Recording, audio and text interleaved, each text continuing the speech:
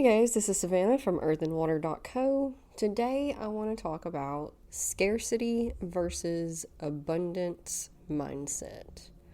I touched on this a couple of episodes back on the How to Cleanse the Energy in Your Home episode, but I want to go more in depth today. So the vast majority of us are operating under what we would call a scarcity mindset. A mindset of lack. You feel like there's never enough. There's never enough time. There's never enough money. There's never enough freedom. There's never enough love. There's never enough.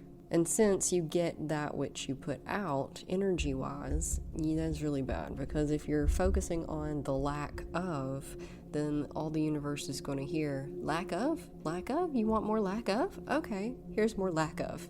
So if you feel like you're time crunched, then you're definitely just going to find yourself becoming more and more time crunched as that momentum builds towards the lack of that thing. And this is absolutely how we were programmed in society and culture. The system has undoubtedly been built to keep us in this scarcity mindset, okay? Everything costs money. We can't do anything without money. So we have to work because we don't have enough money, right? So we have to work all the time. Oftentimes we hate that position. And where's all our free time going? To the job.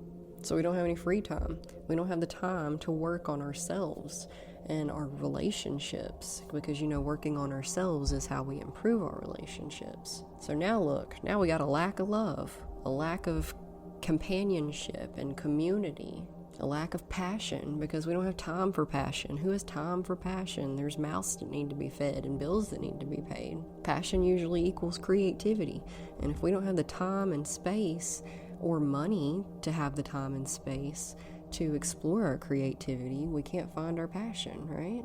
I get it. The whole world is designed to keep us in this mindset of lack because we're too powerful if we're in a mindset of abundance. So to start flipping over to a mindset of abundance, you first have to find that neutral ground, okay? So we're talking about stepping stones again, okay? We can't go from this type of living to that type of living overnight. It's a spectrum. We have to get to the other side of the spectrum. And how do we get there? By stepping stones, a little bit at a time. First, we have to dig ourselves out of the abyss of scarcity and find the neutral ground of just enough contentment, peace with the situation. And there's lots of ways we can practice that in our daily lives because, again, everything is a practice, a little bit at a time, 1% every day. So first and foremost, you want to cut off the energy that's feeding the momentum of scarcity. And that just means kind of ignoring it. Just ignore it. Just don't focus on it. Stop complaining about it. Stop venting about it. I know it's hard. I know you want to vent. I know we all want to vent. But we want to learn how to vent in a positive and constructive manner. Perhaps I could do an episode on that if you like. So once we stop focusing on the lack of, we're not putting any energy into that anymore. We're not paying any attention to it whatsoever. We're ignoring it completely. We're going to start trying to add in little tidbits of abundance where we can. And this can look like when you're in the shower, take a deep breath, relax your face and shoulders, and then acknowledge that you have the time and space to shower. Wow, doesn't it feel nice to just breathe and be here for a second?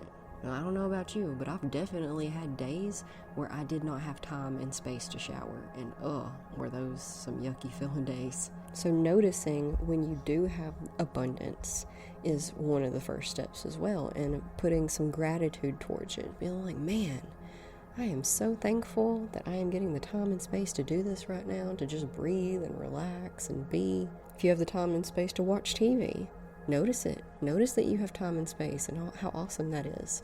Notice while you're watching TV that you have enough money to be able to pay for the service that the TV is coming in on. That's abundance. Every time you eat a meal, especially a healthy meal, it's like, man, I'm so lucky that I have the abundance I need to be able to afford this meal. I don't go hungry. That's wonderful. Likewise, anytime you pay a bill, man, I'm so glad that I don't have to struggle to make ends meet. I have the money that I need to pay this bill. That's awesome. Anytime you buy something extra, man, that's awesome. I have an abundance of money. I can afford to get this, to do this, to have this, to be this. If the weather's nice, notice it. That's abundance. If you have a good conversation with someone, that's connection. If you get to spend time with people that you love and everything goes well and you get to go do something, that's abundance. So what we're doing is, we've cut off all energy that we've given to the lack of, and we have started flipping the script in the other direction. And what we give energy to will build momentum and grow. So if you start noticing all of the abundance you do have, the life will start showing you more abundance to be thankful for. If you're hanging out with a friend and you're complaining to that friend how nobody ever wants to hang out with you, then that friend's going to kind of take a stab at the heart at that and be like, man, what am I then, chopped liver? It's the same thing with the universe and the mindset and all of that, okay? It's a relationship like any other. Everything is a relationship. And you have to nurture that relationship with gratitude and love and abundance and thankfulness so that it will continue giving you those types of things. If you complain to your friend about nobody ever hanging out with you, then that friend's going to be like, well, I guess they don't appreciate me, do they? And then they're just going to stop hanging out with you too. And look at that. You've created the thing that you hate. Because that's what it all is. We are creators, right? We create our own reality. It is what we want it to be. It's not what we want it to be. It can be what we want it to be, but oftentimes it's just what we default to. We are all creating our own reality all of the time. But if you're not doing that consciously and intentionally and mindfully, then you're doing it by default. And more often than not, our defaults are terrible. Again, because that's how society and culture and the world has programmed it into us to be. A couple of weeks back on the episode about cleansing the energy in your home, we were talking about abundance and scarcity in the sense of stuff and items and hoarding. If you collect things for a just-in-case type of scenario, then that's a mindset of lack. Abundance will be, a mindset of abundance in that scenario would be, I'm going to let this move on somewhere else because I haven't touched it in 6 months to a year. It's taking up space in my world. It doesn't have to be taking up space in my world because I am not using it immediately. If by chance one day a time arises when I need this thing, then I will have the resources to be able to get the thing, okay? You'll be able to borrow one, you'll have the money and budget to be able to buy another, something, right? The universe provides to those who trust it to. We have to trust that things will work out, things will be provided for us abundantly. And that doesn't mean excessively, right? Okay? We're not putting greed in this. Are our needs being met? Yes, they are. Well, great. We're thankful for it. Turning it towards relationships. We can't be upset with the lack of the people in our life and the energy that they give us. Again, the world has been created to keep us ridiculously busy all of the time.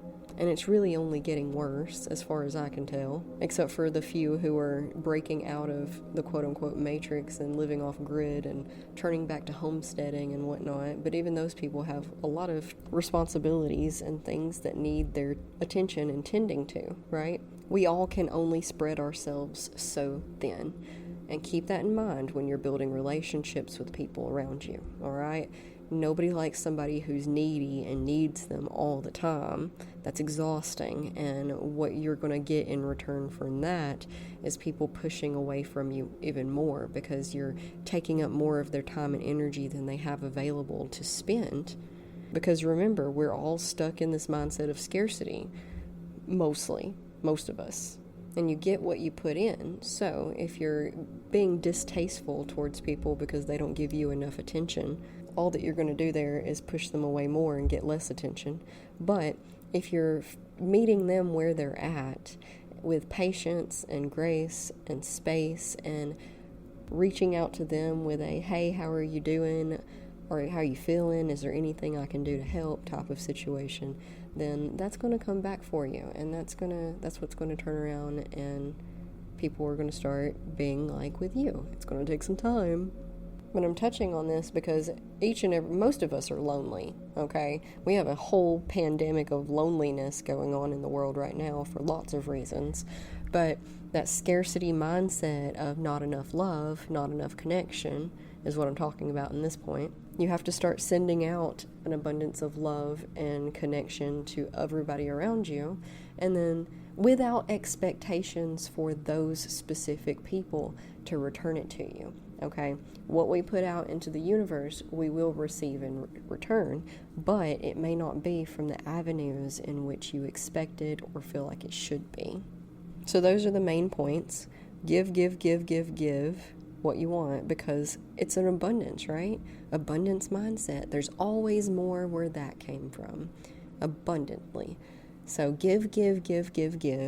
Focus on noticing and being thankful for all of the things that you notice that are abundant and good and wonderful in your life. And don't give any energy to things you don't like. Simple as that. It's not simple at all. It's a practice. But here you go. Here's some meditation music to sit with for a little bit. Come and join us in the Facebook group. Tell us what you think. Tell us, there's a blog post that goes along with this. I'll link it below.